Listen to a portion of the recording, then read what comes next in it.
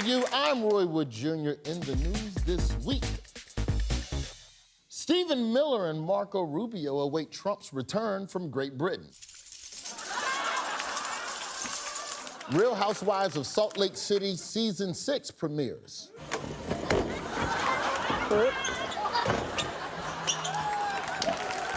On Everything tonight, he's a former Republican congressman from Illinois, but now he lives on a farm upstate where he frolics with all the other retired politicians, or at least that's what my parents told me. It's Adam Kinzinger.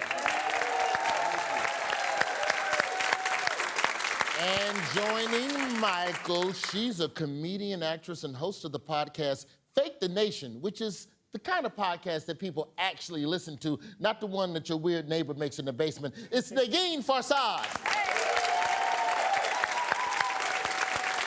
Now for the biggest stories of the week. Adam, Amber, Hi. I will show you video clips, and you tell me what is the story. Simple. Bald man, this little lady is pointing because she's mad at the FCC. Yeah. And you got Jimmy Kimmel. Jimmy Kimmel. This is about Jimmy Kimmel getting snatched off the air. Oh, yeah, points. You already know what the hell that was. Yeah. The story is Jimmy Kimmel, free speech, cancel culture, and if you want to talk about what's going on, but you also want to keep your job, here's some advice. Shut up! Shut the fuck! Oh, right, shut up! Will you shut up? Shut up! Shut up! Does anyone know why ABC decided to shelve Jimmy Kimmel's show indefinitely? Because they're cowards? Hang on. Oh, my God, it's the FCC. Uh-oh. Understood. New question. Why did awful liberal Jimmy Kimmel get what he deserved? What was it that Kimmel supposedly did that got him in trouble? Ultimately, what happened is Donald Trump got his feelings hurt. And when he gets his feelings hurt, he now uses the government to get his way. His FCC commissioner made it clear that he's going to do his bidding. And all the other late night hosts are next, according to them as Adam, well. No. we're trying to stay on the air over here. Let's just look at the thing that offensive, disrespectful liberal Jimmy Kimmel did. Yeah. Let's look at the offensive thing Kimmel said. You got to be locked up in jail. That's the way it has to be now. Or involuntary lethal injection or something. Just kill him.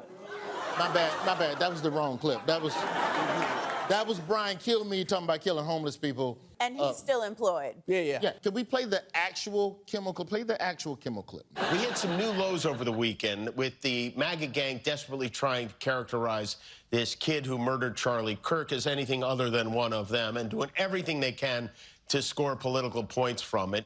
Was that clip offensive? And remember, no matter how you answer, you will be fired. Things escalated quickly from there. Let's go through the timeline of what went down over the week on Wednesday. Does anyone know what happened earlier in the day on Wednesday before the Kimmel suspension came down the pipeline? A podcast Brendan Carr was on, and he kind of did a little be ashamed if something happened to your little nightly show there or your little network.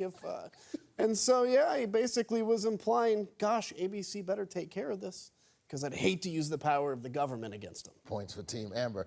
Hours before Kimmel's show was put on pause, FCC Chairman Brendan Carr was on a right-wing podcast and had this to say.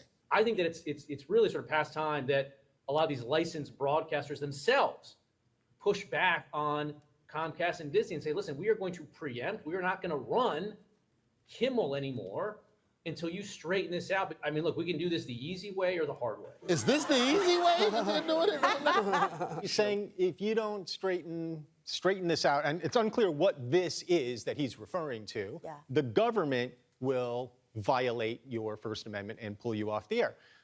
He didn't say it in those words because that would be unconstitutional, but that's what happened, and that's the result. The FCC is in the licensing business because you don't want two shows on the same spectrum in the same town. It's not about content control, and it's not about taking away your First Amendment right. Right after Carr said that, Nexstar, a company that owns a lot of the ABC affiliate stations, said that they were preempting Jimmy Kimmel Live immediately because of his comments on Charlie Kirk, and that, quote, continuing to give Mr. Kimmel a broadcast platform in the communities we serve is simply not in the public interest at the current time. At which Carr, from the podcast earlier, then tweeted, I want to thank Nexstar for doing the right thing. Jeez, even the Sopranos are more subtle when they like bribe people. There was one free speech warrior in the midst of all of this who stood up for Kimmel by tweeting this online. They said, quote, political satire is one of the oldest and most important forms of free speech. That's why people in influential positions have always targeted it for censorship. Are you trying to trick us? Is it someone who's really bad? You'd think it would be somebody who hadn't yanked Jimmy Kimmel off the air. But In fact, it's Brendan Carr. Points over there, yes. FCC Chairman Brendan Carr, back in 2022, said that. Now look, guys, I'm starting to feel like there's some hypocrisy going on. But has someone shown him this tweet? Maybe this whole thing is just a giant misunderstanding. I know Brendan Carr. I served on the committee that oversaw the FCC, so I knew him in his time there. And I will say this about him. He really wants to be liked and popular. And I think he found his way to do it in a certain community. Ever since you left politics, you talk mad shit, and I like you. I'm out of prison. It's great. You about to be back in, though. No, I know. It feels like it.